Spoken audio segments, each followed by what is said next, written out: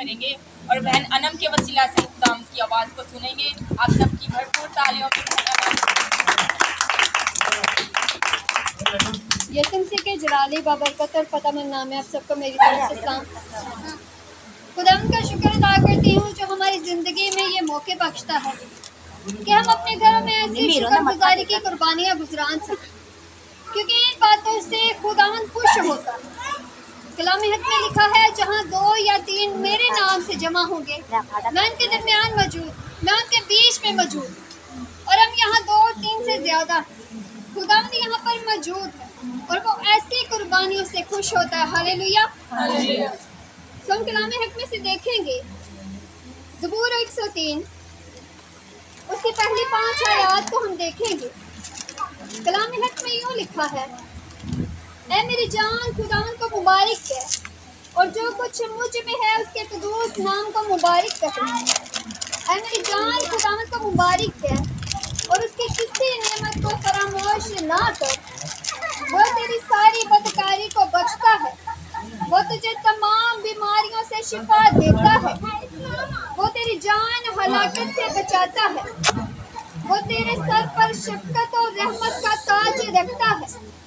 وہ تجھے عمر بھر اچھی اچھی چیزوں سے آسودہ کرتا ہے. تو عقاب کے مانند اسیر نوجوان ہوتا ہے.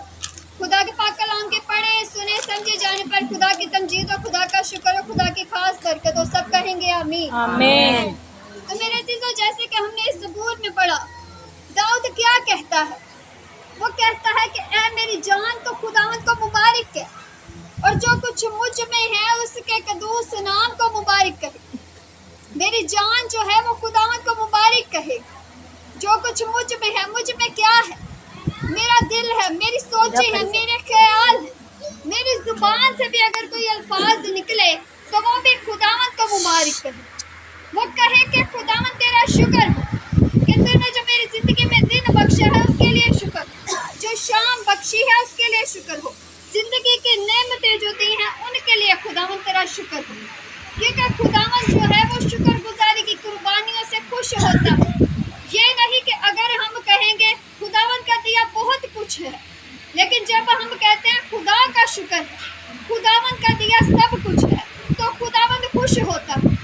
جب بھی ہم اپنی زندگی میں خدا کو پہلا درجہ دیتے ہیں تو ایسی صورت میں خدا ہماری زندگی میں ایسی برکات نازل کرتا ہے جو ہم کبھی سوچ بھی نہیں سکتے. اور آگے اگر ہم اسی زبور میں دیکھیں تو لکھا ہے، اے میری جان خداوند کو مبارک ہے اور اس کی کسی نعمت کو فراموش نہ کر. اگر خدا نے مجھے صحت دی ہے، تندرستی دی ہے، خوشحالی دی ہے، کیونکہ گھروں میں اکثر جھگڑے ہوتے ہیں، بیماری ہوتی ہے، تنگی ہوتی ہے، لیکن خدا نے میرے گھر میں امن رکھا ہے. خدا نے میرے گھر میں سکون رکھا ہے.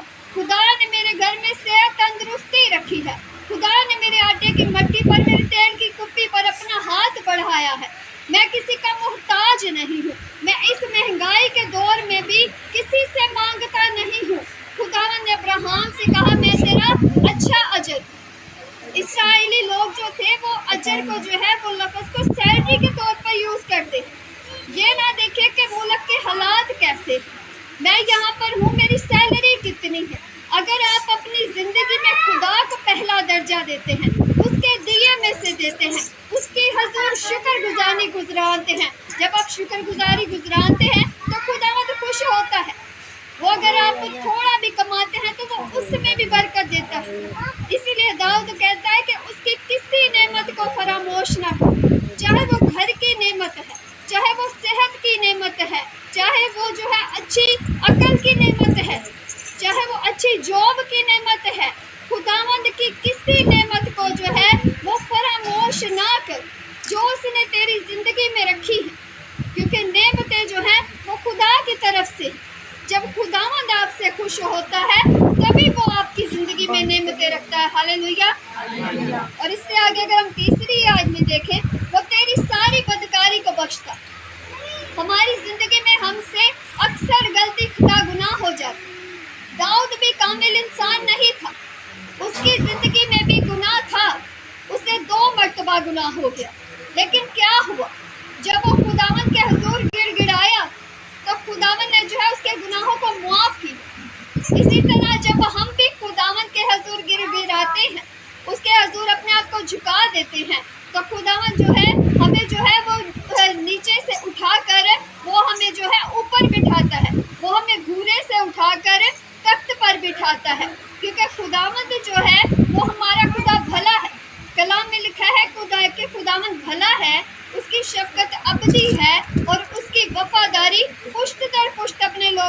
साथ रहती है, वो हमारी जान को बहाल करता है। और आगे अगर देखें तो खुदावंद जो है लिखा है कि हमें बीमारियों से शिफा देता है। हमारी ज़िंदगी में अक्सर जो है कमी कमज़ोरी आ जाती है, बीमारी आ जाती है।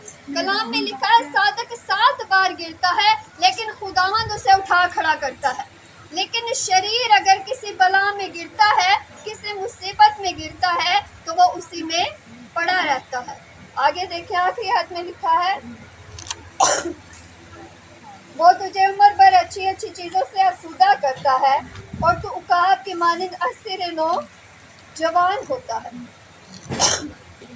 खुदावन जो है, खुदावन ने अपने बंदा अब्राहम को क्या कहा? खुदावन ने अपने बंदा अब्राहम के लिए क्या किया? अब्राहम कितने बरस का था जब उससे इसहाक पैदा हुआ? वो 100 बरस का था जब इसहाक उससे पैदा हुआ, जब वादे का फर्जंद उससे पैदा हुआ, वो 100 बरस का था। और अगर आप देखें तो जब खुदावन जो है सदूम और अबूरा को तबाह करने के लिए आया, तो लिखा है कि जब खुदावन ने देखा कि मैं अपने बंदा के पास आया हूँ, अब्राहम के पास, तो इसे भी मैं बता दूँ जो मेरे दिल में है। तो जब अब्राहम अपने डेरे के पास बैठा और तब भी जो है अब्राहम जो है वो कैसे खुदा की खिदमत कर रहा था, वो भागता हुआ जो है कभी इधर जाता कि अपनी बीवी को कहे कि 3 पैमाने आटा ले और उसकी रोटी बना, फिर वो भागता हुआ जो है वो अपने गल्ला की तरफ दौड़ा, अपने नौकर को कहा कि अच्छा सा जो है मेंढा जो बकरा उसे ज़िबा कर खुदावन के लिए। भागता कभी इधर जा रहा है, भागता कभी उधर जा रहा है। एक बुजुर्ग आदमी के लिए भागकर इधर जाना, भागकर उधर जाना, ये कोई मामूली बात नहीं है। लेकिन अब्राहम जो है वो भागकर खुदावन की खिदमत कर रहा है, कभी इधर जा रहा है, कभी उधर जा रहा है, सिर्फ किस लिए? सिर्फ इसलिए कि वो खुदा की खिदमत कर रहा है।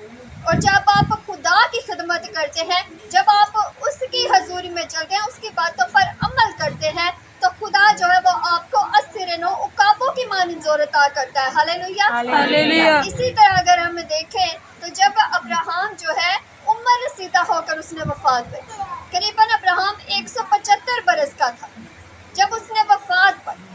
और इसी तरह जो है हमारी ज़िंदगी में भी ऐसी वफादारी होनी चाहिए, ऐसी ताबियादारी होनी चाहिए कि खुदावन जो है वो हमारा अच्छा अजर बन जाए।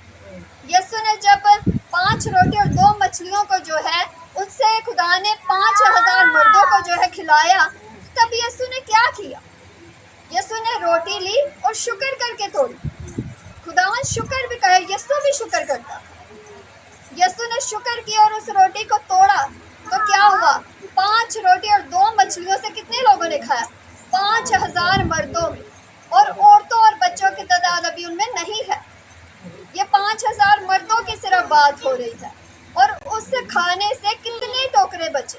12 टोकरियां जो है वो खाने की बची। ये शुक्रगुजारी करने का नतीजा है। जब आप अपने घरानों में, अपनी ज़िंदगी में खुदावन के हुज़ूर शुक्रगुजारी करते हैं कि खुदावन मैं तेरा शुक्र अदा करता हूँ इस अच्छी सेहत के लिए, इस अच्छी ज़िंदगी के लिए, अच्छी शाम के लिए, अच्छी जॉब के लिए, अच्छी फैमिली के लिए, तो खुदावन भी जो है आपके घर में बरकतें नाजिल करने से वो है रुकता नहीं है। खुदावन जो है उसे कुर्बानी से ज़्यादा शुक्रगुजारी पसंद है, ताबियादारी पसंद है। जब आप खुदा की ताबियादारी करते हैं, उसका हुक्म मानते हैं, तो खुदावन जो है वो आपको ज़मीन से ज़मीनी और आसमान से आसमानी बरकतें देता है। हालेलुया। इसी तरह अपनी ज़िंदगी में जब हम खुदावन को पहला दर्जा देते हैं, क्योंकि कलाम में लिखा है याकूब के खत में कि अगर हम कहीं आ जाए तो ये ना कहें कि आज मैं यहाँ जाऊँगा वहाँ जाऊँगा। लिखा है अगर खुदा की मर्ज़ी है, खुदा करे। तो ऐसे जब खुदा करता है हमारी ज़िंदगी में काम, तो हमें खुदा की मर्ज़ी को देखना चाहिए। जब खुदा हमारी ज़िंदगी में काम करता है, खुदा को हम पहला दर्जा देते हैं, तो खुदा हमें दुनियावी रेस में, हमारे रिश्तेदारों, हमारे पड़ोसियों, हमारी कौम में खुदा जो है वो हमें ऊंचे दर्जे पर बिठाता है। हालेलुया। करना क्या चाहिए? सिर्फ शुक्र गुजार, छोटी सी बात है, खुदा उनका शुक्र करते रहे। इसलिए दाऊद कहता है मेरी जान तो खुदावंद को मुबारक कर और उसकी किसी नेमत को फरामोश ना कर। हालेलुया। तो खुदावंद इस कलाम से आप सबको बड़ी